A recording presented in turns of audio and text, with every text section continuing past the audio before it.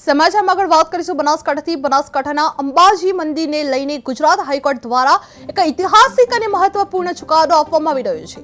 હાઈકોર્ટના આ ચુકાદા મુજબ હવે અંબાજી મંદિરમાં નવરાત્રિના આઠમના દિવસે થતી વિશેષ પૂજા અને આરતીનો લાભ સામાન્ય ભક્તો પણ લઈ શકશે।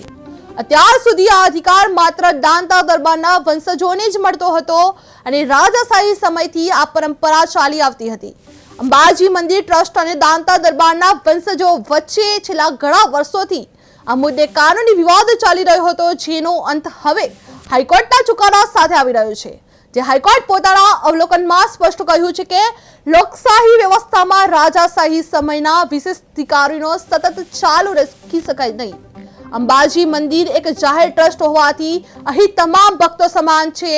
કોર્ટના ચુકાદા બાદ હવે મંદિર વહીવટી તંત્ર પોતાની રીતે નવરાત્રી દરમિયાન પૂજા અને આરતીની વ્યવસ્થા કરી શકશે અને કોઈ એક પરિવારને વિશેષ અગ્રતા આપવામાં આવશે નહીં। જે નોંધનીય છે કે અંબાજી મંદિરની સ્થાપનાથી લઈને આજ સુધીનો આ સૌથી મહત્વનો અને નોંધપાત્ર ચુકાદો માનવામાં આવી રહ્યો છે, જે ભક્તોમાં પણ આનંદ અને સંતોષની લાગણી જોવા મળી રહી છે। જે અંબાજી મંદિરે મુદ્દે હાઈકોર્ટનો મહત્વનો ચુકાદો સામે આવી રહ્યો છે, જેમાં નવરાત્રી આઠમની આરતી હવે સૌ માટે કરવામાં આવી રહી છે। જે રાજાશાહી પરંપરા પર હાઈકોર્ટની સ્પષ્ટતા જોવા મળી રહી છે, જેમાં દાંતા દરબારોનો વિશેષ અધિકારી રદ કરવામાં આવ્યો છે। જે અંબાજી મંદિર જાહેર ટ્રસ્ટ હોવાનું પુષ્ટિ કરવામાં આવ્યું છે, જે ભક્તોમાં પણ આનંદ અને સંતોષની લાગણી જોવા મળી રહી છે।